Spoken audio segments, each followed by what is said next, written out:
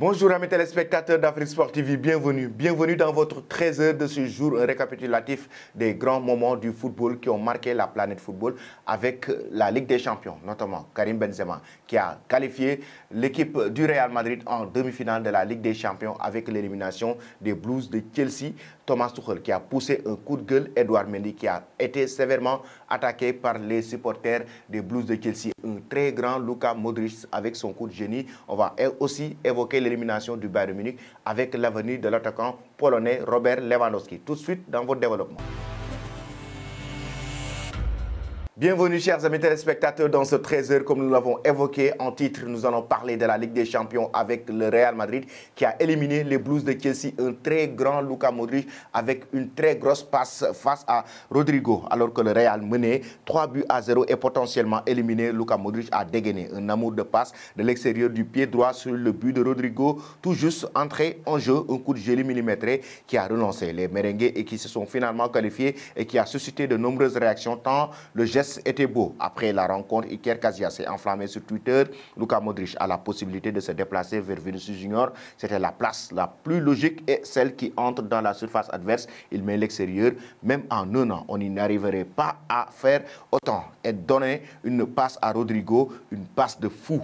Étonnant. Nous restons toujours avec cette rencontre entre le Real Madrid et cette équipe des Blues de Chelsea. Karim Benzema a été énorme. Il a offert la victoire à son équipe pour pouvoir décrocher la qualification en demi-finale de cette compétition. Il a pris la revanche face à cette équipe de Thomas Tuchel. Et en même temps, autour de ce but décisif, son 12e but cette saison en Ligue des Champions, Karim Benzema a marqué des points dans la course au Ballon d'Or dont il est désormais le grandissime favori. Il est sans doute le meilleur joueur du monde à l'heure actuelle. Comme le bon vin, il se bonifie avec le temps. Les compliments continuent de pleuvoir sur l'attaquant international franco-algérien. Pourtant, comme au tour précédent face au Paris Saint-Germain, les choses étaient très mal embarquées pour le Real Madrid mené 3-0 domicile par Chelsea. Mais la magie de Santiago Bernabéu et l'état de grâce actuel de Karim Benzema ont permis au Real Madrid de détourner une nouvelle fois la situation pour revenir à 3-1 afin d'arracher les prolongations. Puis l'attaquant tricolore a une nouvelle fois été décisif, marquant le but de la qualification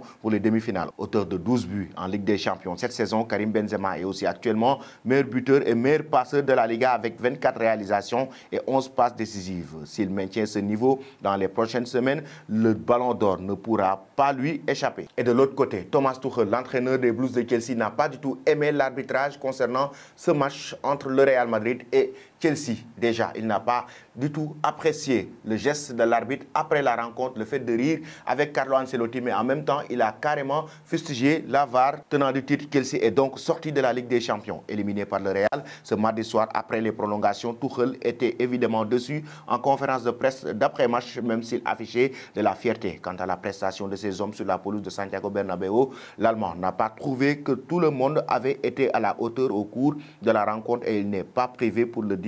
L'arbitre polonais en a pris pour son grade dans les déclarations du technicien allemand. J'ai été déçu de voir l'arbitre rigoler autant avec Carlo Ancelotti. Quand j'ai voulu aller le remercier à la fin du match, il était en train de rigoler et de s'amuser avec l'entraîneur adverse. Je crois que le moment est mal choisi pour faire ça après le coup de sifflet final de l'arbitre et après 126 minutes durant lesquelles une équipe a donné son cœur. Quand tu vois l'arbitre rigoler avec l'entraîneur d'en face, c'est un mauvais moment. Je lui ai dit, a-t-il lâché? Il poursuit. Ce n'est pas aujourd'hui. Quand tu joues contre le Real Madrid, j'ai senti des petites décisions. J'ai du match aller et du retour aussi. A-t-il envoyé revenant sur l'action du but refusé par Marco Alonso en deuxième période pour étayer sa démonstration, taclant au passage la VAR. Je n'ai pas revu le but, mais je suis très déçu que l'arbitre ne soit pas sorti du terrain par lui-même pour voir les images. Tu dois rester le chef et ne pas donner la décision finale à quelqu'un qui est isolé et assis dans un fauteuil, a-t-il conclu sèchement Thomas Tuchel. Et cette élimination de Chelsea a mal passé du côté des supporters et ces derniers ont inondé Twitter